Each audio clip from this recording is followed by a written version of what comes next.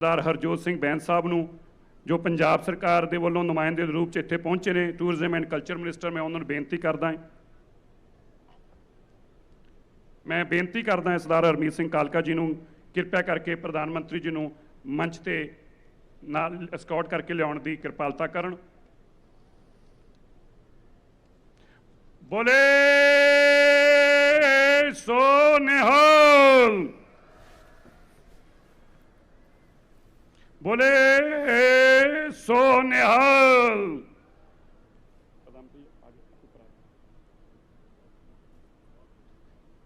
मैं बेनती करदा हां सरदार हरमीत सिंह कालका जी नूं वो दिल्ली सिख गुरुद्वारा मैनेजमेंट कमेटी वालों दिल्ली दियां संगतां वालों देश भर दियां संगतां वालों देश के प्रधानमंत्री जी नूं एक शॉल ते सुरपाओ देकर उन्हां दा सन्मान करनगे। मैं बेनती करदा हां सरदार भाई हरनाम सिंह खालसा जी नूं किरपा करके वो भी नाल मंच ते आउण दी किरपालता करन और एक सिरी साहब भेंट करन दी किरपालता करन। बोले सो निहाल।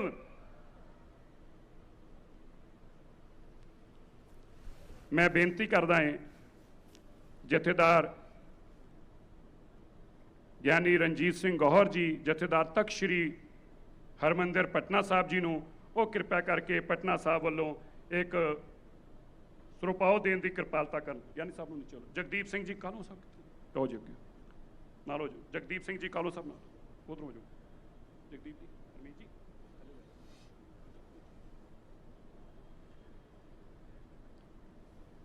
मैं हुण बेनती करदा हां इधर थले मैं बेनती करदा हां पंजाब सरकार वालों सरदार हरजोत सिंह जी बैंस साहब श्री दरबार साहब का एक मोमेंटम ते नाल एक शॉल विशेष तौर पर लैके आए ने फुलकारी का वो देने की किरपालता कर।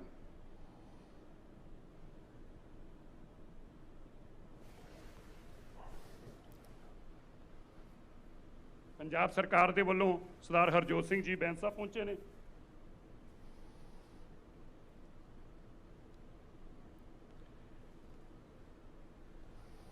मैं हुण बेनती करदा हां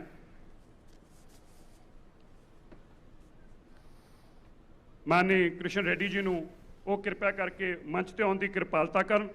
और मैं बेनती करता हूं telecom minister of state for telecommunication Dev Singh Chauhan ji से वो एक कॉइन को रिलीज करने के लिए मंच पर आएंगे।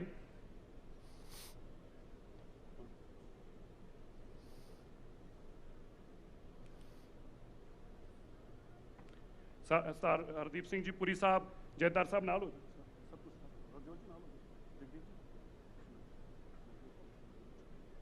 उधर पिछे खड़े हो जाओ, नाल हो जाओ, जयदार साहब नाल हो जाओ ना उधर एक पासे तुसी हो जाओ एक पासे हो जाओ।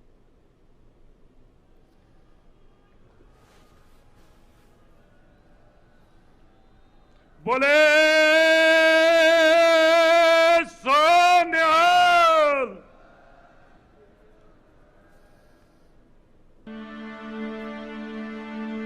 एक ओंकार सतनाम करता पुरख निर्भव निर्वैर अकाल मूरत अजूनी सैभं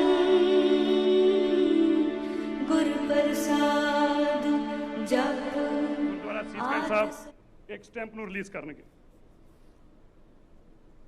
प्रधानमंत्री जी एक यादगारी टिकट बोले सो निहाल। एक ओंकार सतनाम करता पुरख निर्भव निर्वैर अकाल मूरत अजूनी सैभं गुर प्रसाद जप। आद सच जुगाद सच है भी सच। वो संगत दे नाल अपने जो भावनावां ने देश दे वल्लों देश की सरकार दे वल्लों देश के 125 करोड़ लोगों के वल्लों जो भावना वो लेके आए ने वो इस मंच तो हुण साझा करनगे। मैं बेनती करदा देश के प्रधानमंत्री ਸ਼੍ਰੀ ਨਰਿੰਦਰ ਮੋਦੀ ਜੀ ਨੂੰ ਕਿਰਪਾ ਕਰਕੇ ਉਹ ਸੰਗਤਾਂ ਨੂੰ ਸੰਬੋਧਿਤ ਕਰਨ ਆਉਣਾ। ਸੰਗਤਾਂ ਨੂੰ ਬੇਨਤੀ ਕਰਦਾ ਹਾਂ, ਸੰਗਤ ਜੀ ਮੈਂ ਫੇਰ ਕਹਾਂ, ਗੁਰੂ ਤੇਗ ਬਹਾਦਰ ਸਾਹਿਬ ਜੀ ਦੀ ਕਿਰਪਾ, ਇਹ ਅਲਾਹੀ ਬਾਣੀ, ਇਹ ਮੇਰੇ ਮਾਲਕ ਵੱਲੋਂ ਬਣਾਇਆ ਗਿਆ ਐਸਾ ਅਦਭੁਤ ਨਜ਼ਾਰਾ ਦੁਨੀਆ 'ਚ ਨਹੀਂ ਦੇਖਣ ਨੂੰ ਦੁਬਾਰਾ ਮਿਲਣਾ। ਪ੍ਰਧਾਨ ਮੰਤਰੀ ਜੀ ਤੁਹਾਡੇ ਨਾਲ ਗੱਲ ਕਰਨ ਜਾ ਰਹੇ, ਜਕਾਰਿਆਂ ਦੇ ਰੂਪ ਅੰਦਰ ਸਵਾਗਤ ਕਰਿਓ ਜੇ। ਬੋਲੇ ਸੋਨਿਆ।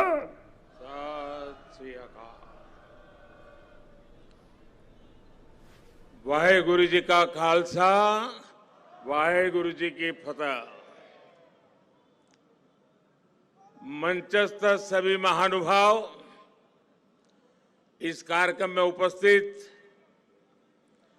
सभी देवियों और सज्जनों और वर्चुअली दुनिया भर से जुड़े हुए सभी महानुभाव, गुरु तेग बहादुर साहब के 400वें प्रकाश पर्व को समर्पित इस भव्य आयोजन में मैं आप सभी का हृदय से स्वागत करता हूं। अभी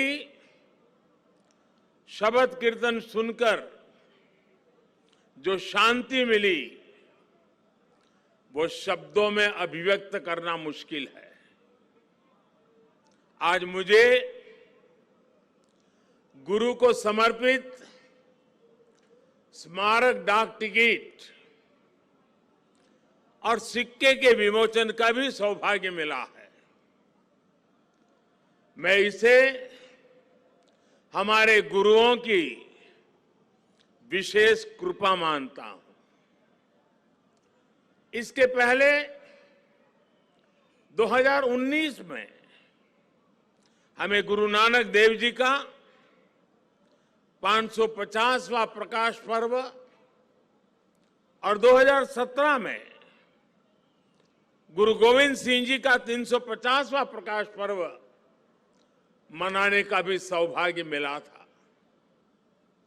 मुझे खुशी है कि आज हमारा देश पूरी निष्ठा के साथ हमारे गुरुओं के आदर्शों पर आगे बढ़ रहा है।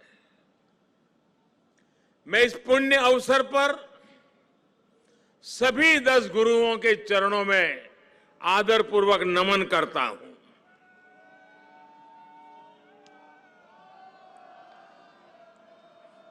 आप सभी को, सभी देशवासियों को और पूरी दुनिया में गुरुवाणी में आस्था रखने वाले सभी लोगों को मैं प्रकाश पर्व की हार्दिक बधाई देता हूं। साथियों, ये लाल किला कितने ही अहम कालखंडों का साक्षी रहा है। इस किले ने गुरु तेग बहादुर साहब की शहादत को भी देखा है और देश के लिए मर मिटने वाले लोगों के हौसले को भी परखा है। आजादी के बाद के 75 वर्षों में भारत के कितने ही सपनों की गूंज यहां से प्रतिध्वनित हुई है। इसलिए आजादी के अमृत महोत्सव के दौरान लाल किले पर हो रहा ये आयोजन बहुत विशेष हो गया है। साथियों, हम आज जहां हैं, अपने लाखों करोड़ों स्वाधीनता सेनानियों के त्याग और बलिदान के कारण है। आजाद हिंदुस्तान, अपने फैसले खुद करने वाला हिंदुस्तान, लोकतांत्रिक हिंदुस्तान, दुनिया में परोपकार का संदेश पहुंचाने वाला हिंदुस्तान, ऐसे हिंदुस्तान के सपने को पूरा होते देखने के लिए कोटि कोटि लोगों ने खुद को खपा दिया। ये भारत भूमि सिर्फ एक देश ही नहीं है, बल्कि हमारी महान विरासत है, महान परंपरा है। इसे हमारे ऋषियों, मुनियों, गुरुओं ने सैकड़ों हजारों सालों की तपस्या से सींचा है, उसके विचारों से समृद्ध किया है। इसी परंपरा के सम्मान के लिए, उसकी पहचान की रक्षा के लिए दसों गुरुओं ने अपना जीवन समर्पित कर दिया था। इसलिए साथियों, सैकड़ों काल की गुलामी से मुक्ति को, भारत की आजादी को, भारत की आध्यात्मिक और सांस्कृतिक यात्रा से अलग करके नहीं देखा जा सकता। इसलिए आज देश आजादी के अमृत महोत्सव को और गुरु तेग बहादुर साहब के 400वें प्रकाश पर्व को एक साथ मना रहा है, एक जैसे संकल्पों के साथ मना रहा है। साथियों, हमारे गुरुओं ने हमेशा ज्ञान और अध्यात्म के साथ ही समाज और संस्कृति की जिम्मेदारी उठाई। उन्होंने शक्ति को सेवा का माध्यम बनाया। जब गुरु तेग बहादुर साहब का जन्म हुआ था तो गुरु पिता ने कहा था, दिन रक्ष संकट हरण, दिन रक्ष संकट हरण, यानी ये बालक एक महान आत्मा है, ये दिन दुखियों की रक्षा करने वाला, संकट को हरने वाला है। इसलिए श्री हरगोविंद साहब ने उनका नाम त्यागमल रखा। यही त्याग गुरु तेग बहादुर साहब ने अपने जीवन में चरितार्थ भी करके दिखाया। गुरु गोविंद सिंह जी ने तो उनके बारे में लिखा है, तेग बहादुर सिमरिए घर नव निधि आवे धाई, सब थाई होई सहाय। अर्थात गुरु तेग बहादुर जी के स्मरण से ही सभी सिद्धियां अपने आप प्रकट होने लगती हैं। गुरु तेग बहादुर जी का ऐसा अद्भुत आध्यात्मिक व्यक्तित्व था, वो ऐसी विलक्षण प्रतिभा के धनी थे।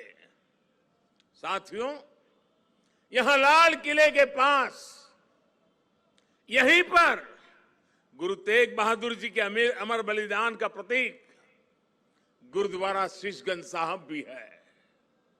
ये पवित्र गुरुद्वारा हमें याद दिलाता है कि हमारी महान संस्कृति की रक्षा के लिए गुरु तेग बहादुर जी का बलिदान कितना बड़ा था। उस समय देश में मजहबी कट्टरता की आंधी आई थी। धर्म को दर्शन, विज्ञान और आत्मशोध का विषय मानने वाले हमारे हिंदुस्तान के सामने ऐसे लोग थे जिन्होंने धर्म के नाम पर हिंसा और अत्याचार की पराकाष्ठा कर दी थी। उस समय भारत को अपनी पहचान बचाने के लिए एक बड़ी उम्मीद गुरु तेग बहादुर साहब के रूप में दिखी थी।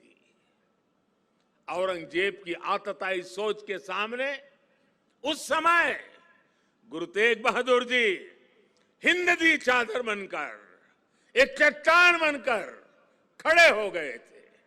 इतिहास गवाह है कि वर्तमान समय गवाह है और ये लाल किला भी गवाह है कि औरंगजेब और उसके जैसे अत्याचारियों ने भले ही अनेकों सिरों को धड़ से अलग करा, लेकिन हमारी आस्था को वो हमसे अलग नहीं कर सका।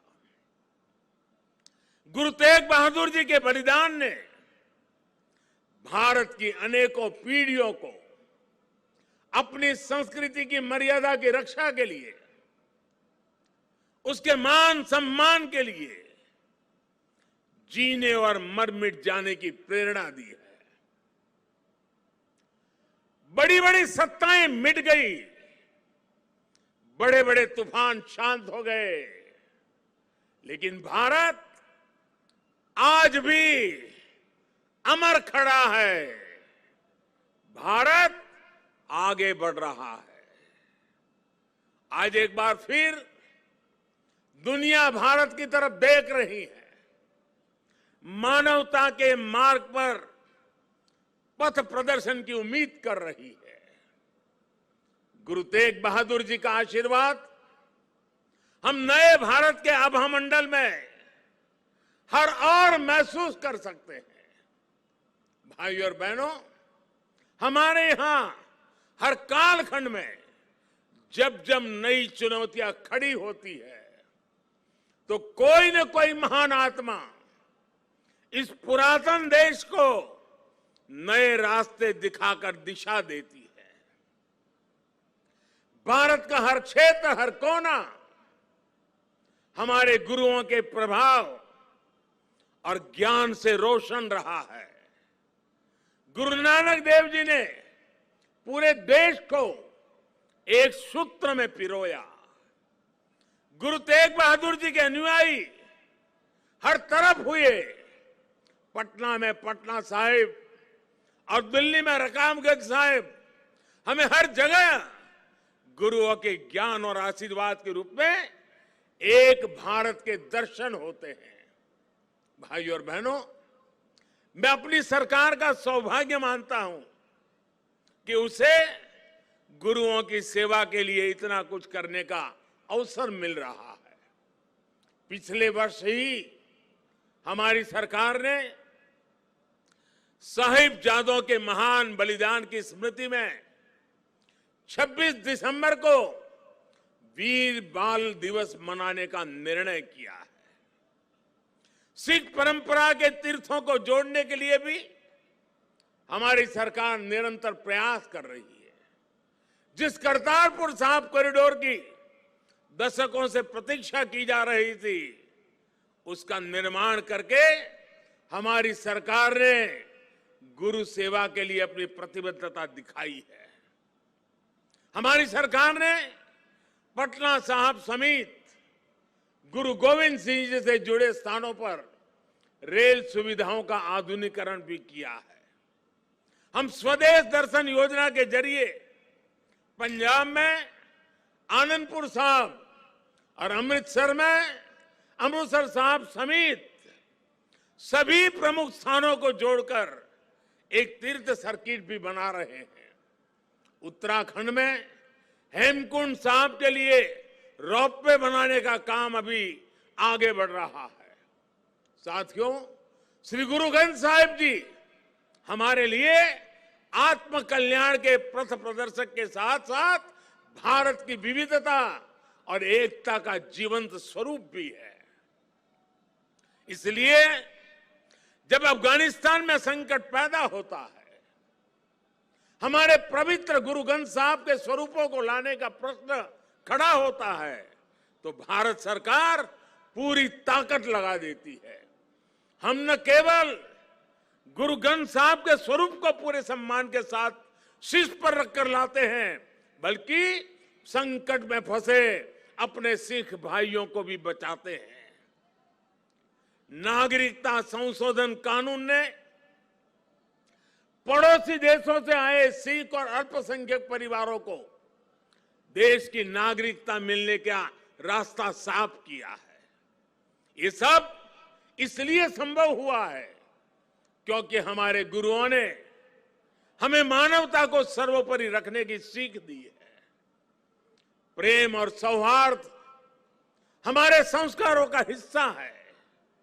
साथियों, हमारे गुरु की वाणी है, भय काहू को देत नहीं, भय काहू को देत नहीं, नहीं भय मानत आन। कह नानक सुनी रे मना, ज्ञानी ताही बखानी। अर्थात ज्ञानी वही है जो न किसी को डराए और न किसी से डरे।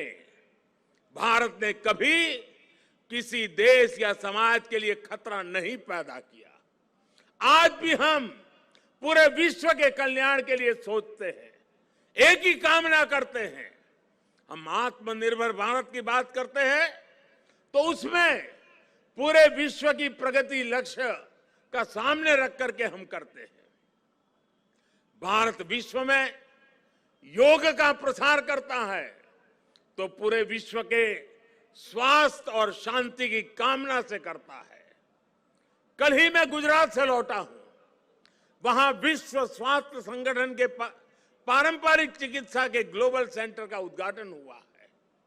अब भारत विश्व के कोने कोने तक पारंपरिक चिकित्सा का लाभ पहुंचाएगा, लोगों के स्वास्थ्य को सुधारने में अहम भूमिका निभाएगा। साथियों, आज का भारत वैश्विक द्वंद्वों के बीच भी पूरी स्थिरता के साथ शांति के लिए प्रयास करता है, काम करता है। और भारत अपनी देश की रक्षा सुरक्षा के लिए भी आज उतनी ही दृढ़ता से अटल है। हमारे सामने गुरुओं की दी गई हुई महान सिख परंपरा है। पुरानी सोच, पुरानी रूढ़ियों को किनारे हटाकर गुरुओं ने नए विचार सामने रखे। उनके शिष्यों ने उन्हें अपनाया, उन्हें सीखा। नई सोच का ये सामाजिक अभियान एक वैचारिक इनोवेशन था। इसलिए नई सोच, सतत परिश्रम और 100% समर्पण ये आज भी हमारे सिख समाज की पहचान है।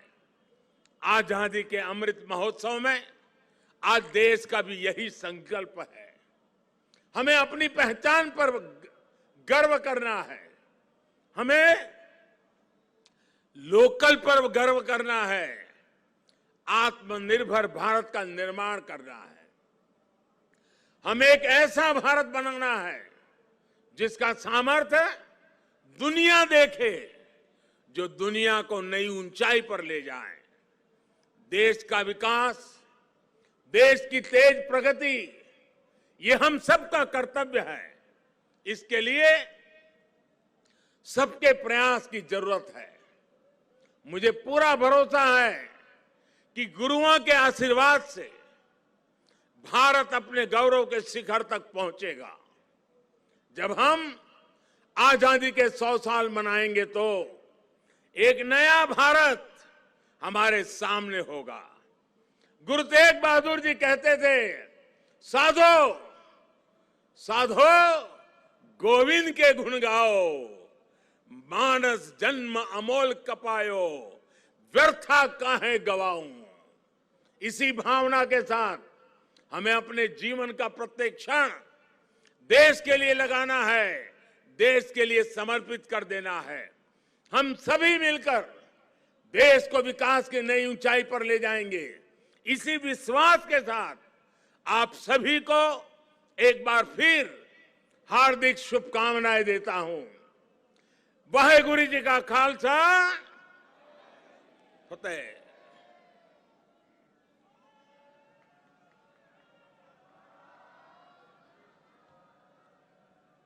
बोले सो निहाल।